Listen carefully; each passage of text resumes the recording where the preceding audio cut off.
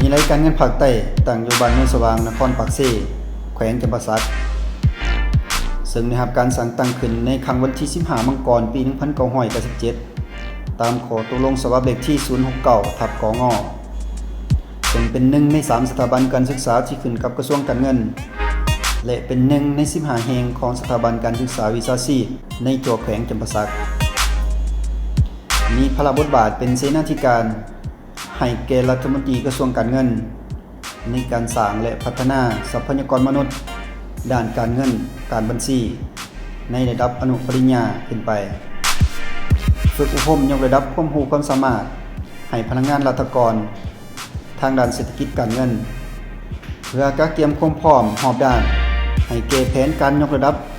วิจัยการเงินภาคใต้ขึ้นเป็นสถาบันเศรษฐกิจการเงินภาคใต้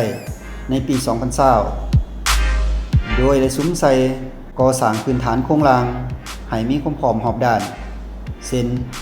ในปัจจุบันได้ประกอบมีอาคาร4หลังซึ่งประกอบมี40ห้องเรียนมีเรือนพักเสี่ยวซ่าน1หลังมีเรือนรับแขก1หลังเพื่อรับห้องให้แก่พนักงานที่มาฝึกอบรมมีตึกของการจำนวน2หลังมีสโมสรอเนกประสงค์1หลังหออาหาร2ชั้นจำนวน1หลังหอพัก5ชั้นจำนวน3หลังซึ่งมีระบบห้องน้ำติดสามารถบรรจุได้800 กว่าคนมีห้องสมุดธนาคารจำลองศูนย์ IT ที่สามารถเปิดสอนคอมในระดับพื้นฐานคอมพิวเตอร์น้ำใช้โปรแกรมบัญชีและโปรแกรมการจัดการด้านอาหารและโรงแรมมีห้องประชุมห้องฝึกอบรมมีห้องพยาบาลประกอบมี3เตียงนอนที่สามารถปินปัวพยาธิได้ในขั้นพื้นฐานมีเดินกีฬาและถนนหนทางที่สะดวกสบายในการพัฒนาวิทยาการเงินภาคใต้ได้กำหนดวิสัยทัศน์แต่ปี 2010 ฮอดปี 2025 และยุทธศาสตร์ในการพัฒนาแต่ปี 2010 ฮอดปี 2020 ซึ่งประกอบมี5ยุทธศาสตร์13แผนงาน15โครงการและยุทธศาสตร์ในการสร้างวัฒนธรรมภายในองค์กรประกอบมี9แผนงาน18โครงการโดยเฉพาะได้กำหนดวัฒนธรรมในการแต่งกายสำหรับนักศึกษาในแต่ละวันดังนี้วันจันทร์แมนได้กำหนดให้นักศึกษาใส่เสื้อขาวซึ่งแมนสุดแบบของวิทยาลัยวันอังคารกำหนดให้นักศึกษาผู้ที่ได้เข้าเป็นสมาชิกกรรมบาลแมนให้ใส่เสื้อยืดกรรมบาลวันพุธกำหนดให้นักศึกษาที่เป็นสมาชิกสาวหนุ่มแมนให้ใส่เสื้อสาวหนุ่มอาชีพสำหรับวันพฤหัสแมนกำหนดให้นักศึกษาทุกคนใส่เสื้อยืดสถาบันวันศุกร์แมนได้กำหนดให้ใส่เสื้อขาวหรือสุดแบบของวิทยาลัย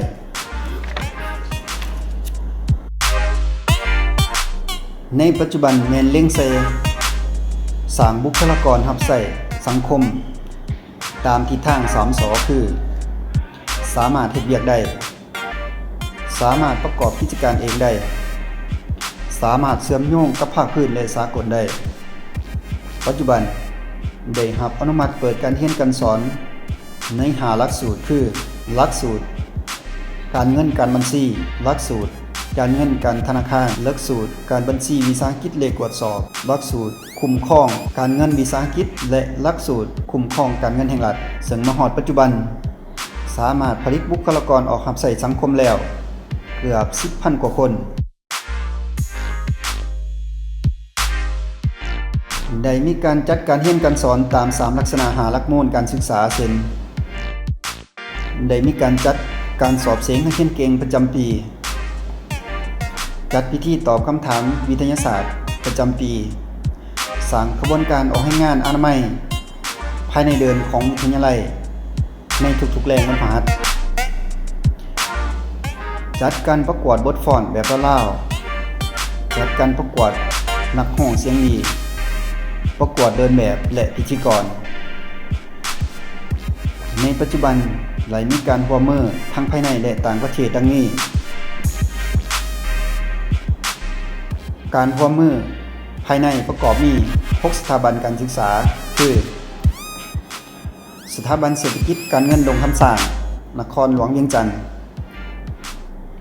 วิทยาลัยการเงินภาคเหนือนครหลวงพะบางวิทยาลัยคู่ปากเซวิทยาลัยเทคนิควิชาชีพจำปาสักวิทยาลัยเทคโนโลยีหัวเสียวจำปาสักมหาวิทยาลัยจำปาสัก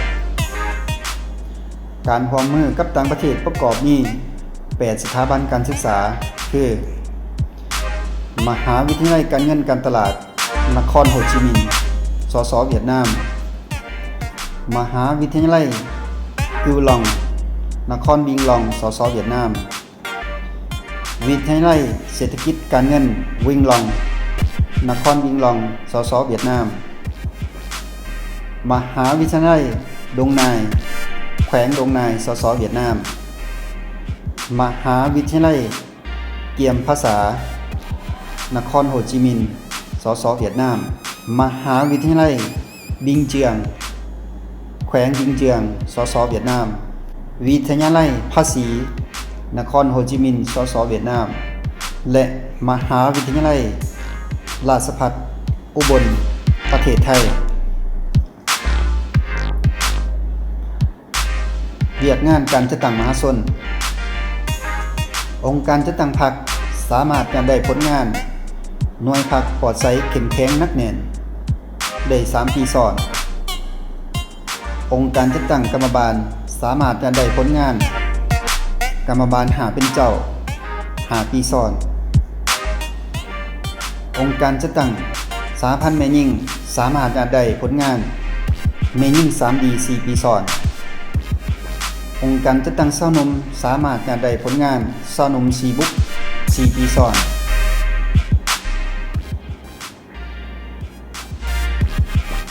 สำหรับเรียนงานการจัดการเรียนการสอนก็ได้รับการประเมินคุณภาพจากศูนย์ประเมินคุณภาพการศึกษาของกระทรวงศึกษาธิการและกีฬา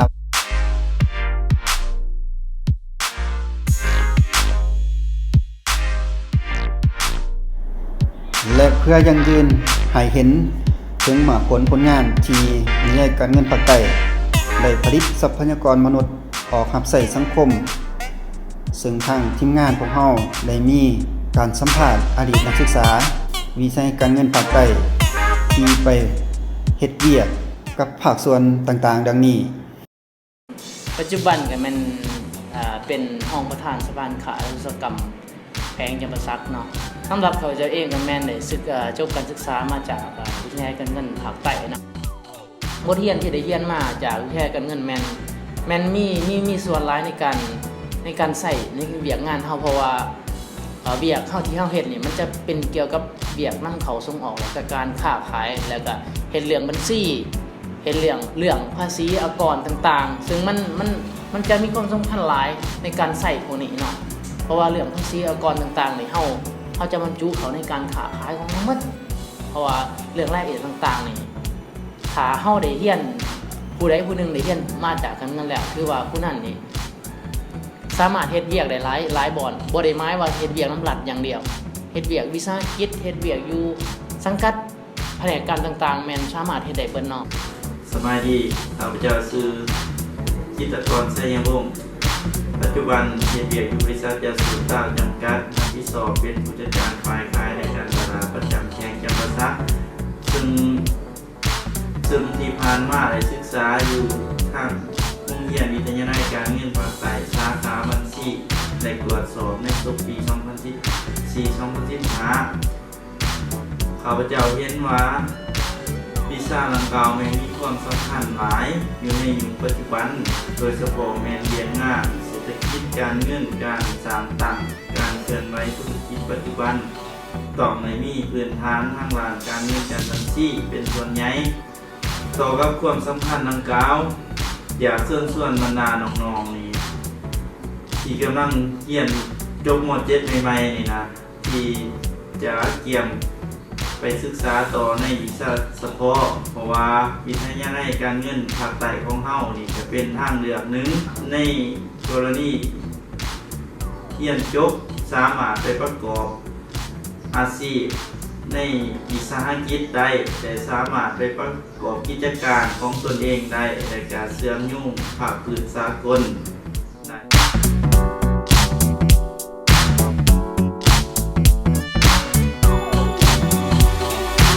สบายดีข้าพเจ้าชื่อว่านางรัศมีอดีตนักศึกษาวิทยาลัยการเงินผ่านไต่จบปี 2016 ปัจจุบันแม่นได้เฮ็ดเวียกที่บริษัทซูมิโฮมเซ็นเตอร์สาขาปากเซ่หน้าที่รับผิดชอบเป็นผู้จัดการแผนกกะโลโซลูมขอบใจ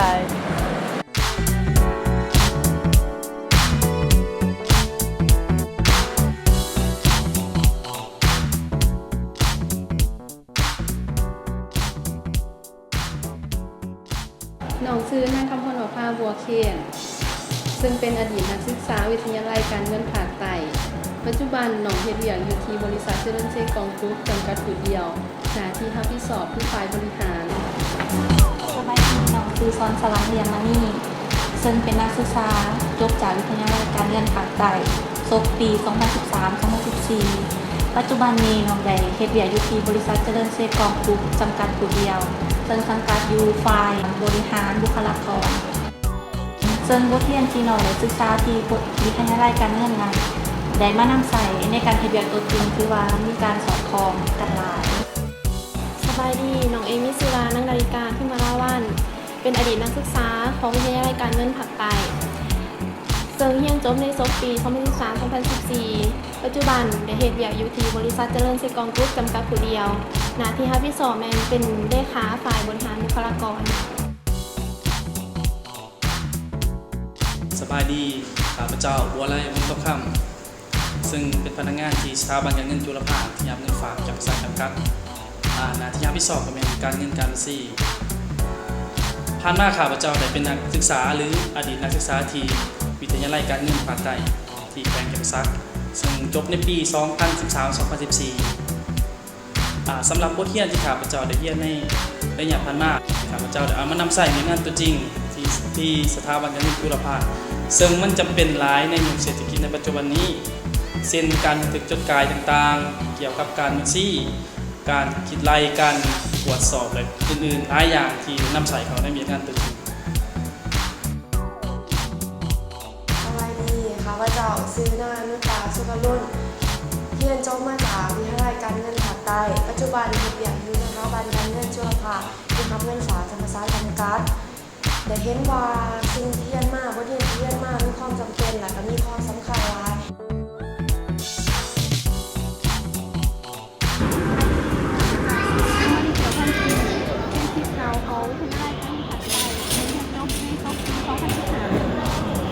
ข้าพเจ้า